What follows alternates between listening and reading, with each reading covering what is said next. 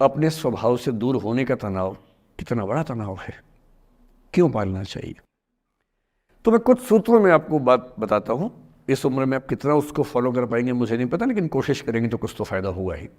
पहला सूत्र मेरा आप लोगों के लिए ये है कि जब आप किसी को पसंद करें और वो आपको पसंद ना करे तो टेंशन नहीं लेनी है, तेजाब तो नहीं उठाना है।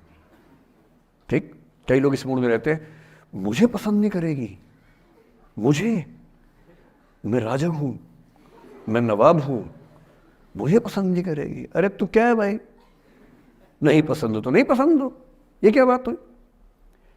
सबसे पहले अपने अंदर से लोकतांत्रिक बनिए, डेमोक्रेटिक बनिए।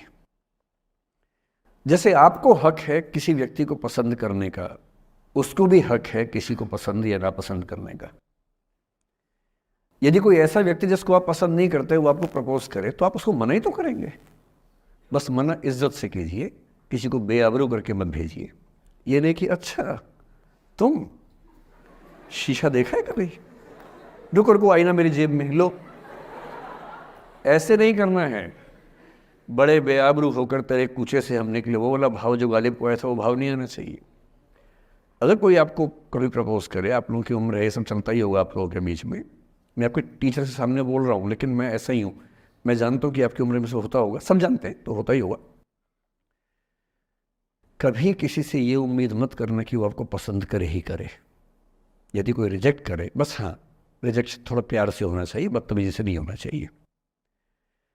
उसके अधिकारों का उतना ही सम्मान कर रहे हैं जितना आप अपने अधिकार का सम्मान करते हैं कि ठीक है भाई आपको मैं पसंद नहीं, कोई बात नहीं, तू नहीं कोई और सही, कोई और नहीं कोई और सही, बहुत लंबी है जमी मिलेंगे लाख हंसी, इस जमाने में सनम तू अकेली तो नहीं। कितने लोग हैं दुनिया में, ऐसा क्या है? और मैंने बहुत प्यारे प्यारे बच्चों को देखा रोते बिलखते हुए कि मैंने उसको प्रपोज किया, उसने मुझे मना कर दिया। अंकल, छोटे छोटे बच्चे आजकल मुझे लव गुरु मानते हैं अपने आसपास, वो मेरे पास आके ऐसी ऐसी बातें बताते हैं बड़ी क्यूट तोतली आवाज़ में, मैंने उसको प्रपोज किया, उसने मुझे ऐसे ऐसे वाली आवाज़ में एकदम रोते बिलखते हुए। तो मैं बोलता हूँ बधाई हो बहुत बहुत तुम्हें, कॉन्ग्रेचुलेशन। मैंने अपनी ज़िंदगी में ऐसे 50 मामले देखे और 50 में से कम 49 मामले में जब कहीं दिल नहीं लगा, बाद में उससे बेहतर ही व्यक्ति मिला। अगर कभी ऐसा हो ना, मन ही मन में बधाई देना अपने आप को कि बच गया। हाँ बोल देता तो फंस जाती, हाँ बोल देते तो मर जाता। और मन में भाव वही रखना है, तू नहीं कोई और सही बात है, स्ट्रेस नहीं लेना है।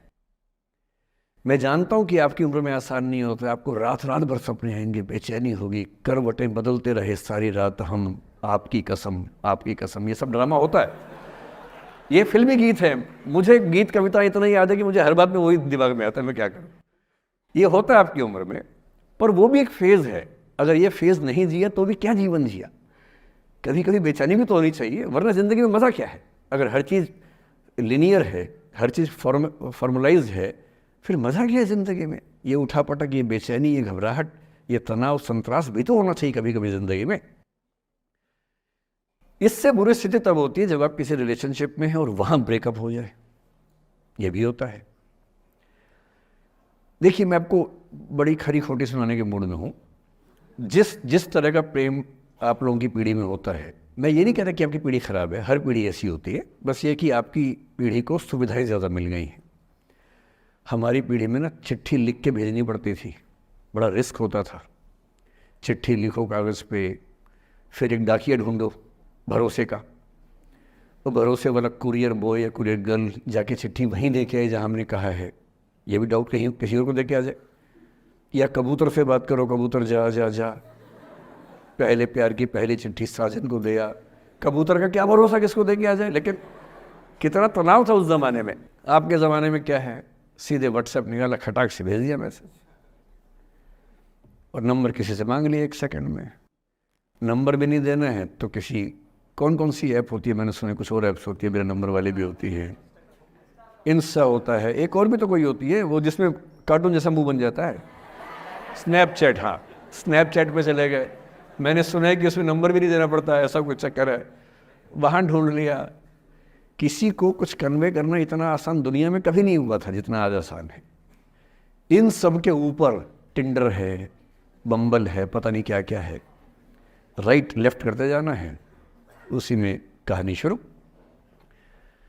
पर ये कहानियाँ जितने हल्के तरीके से शुरू होती हैं, मैं दावे से कह रहा हूँ कि 100 में से 99 अट्रैक्शंस 1 से 2 महीने में ख़त्म हो जाते हैं। क्योंकि आप जिसके प्रति अट्रैक्टेड थे ना, वो तो उसका बाहर का परसोना था। जहाँ परिचय गहरा होता है, असलियत सामने आ जाती है, और जब असलियत सामने आती है झेलना बड़ा मुश्किल होता है। आपके सपने टूट जाते हैं। आप जिस छवि पे दीवाने हुए थे, वो छवि तो सिर्फ छवि थी, वो तो इंसान नहीं था वैसा। 99% केसेस में मेरा ख्याल है कि अट्रैक्शन 1-2 महीने में समाप्त होता है। उसके बाद तो एक बोझ है जो आप ढो रहे हैं।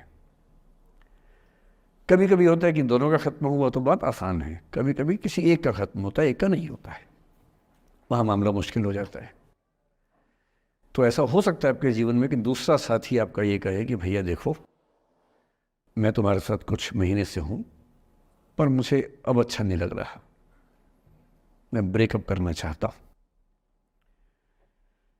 मैं आपसे ये निवेदन करूँगा कि ये मान के मत चलना कि उसने आपको धोखा दिया है, क्योंकि बच्चे तुरंत उस मुद्रा में आते हैं, अच्छा अब मैं कुल्हाड़ी उठा लूँगी, अब मैं तेजाब उठा लूँगा, तूने मुझे धोखा दिया है, तूने मुझे चीट किया है, you are a cheat, you are a liar, you are a पता नहीं क्या क्या। पता इंग्लिश में गालियाँ बड़ी सुंदर देते हैं बच्चे। मैं ये कहना चाह रहा हूँ कि इस बात की संभावना मान के चलिए कि हो सकता है कि आपके साथ 2 महीने रहने के बाद सच में उसको ये लग जाए कि आपके साथ ट्यूनिंग ठीक नहीं है, या आपको लग जाए कि आपकी ट्यूनिंग उस व्यक्ति के साथ ठीक नहीं है। और किसी मुर्दा को अपने पास पकड़ के रखना उसका मज़ा नहीं है। आप किसी को बांध तो लेंगे, पर जब उसका दिल आपके पास है ही नहीं, दिल विहीन लाश अपने पास टिका के रखना, एक मुर्दे को बांध के रखना, इससे बेहतर है जाने दो।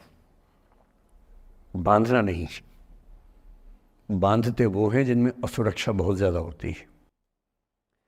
उस असुरक्षा से बचने का उपाय खुद को बेहतर बनाना है। आप इतने बेहतर हों कि आपको चाहने के लिए हज़ारों लोग हों। क्यों आप इतना डिपेंडेंट होते हैं कि इस एक व्यक्ति के अलावा मेरा कोई है ही नहीं दुनिया में? ऐसा क्यों सोचना है?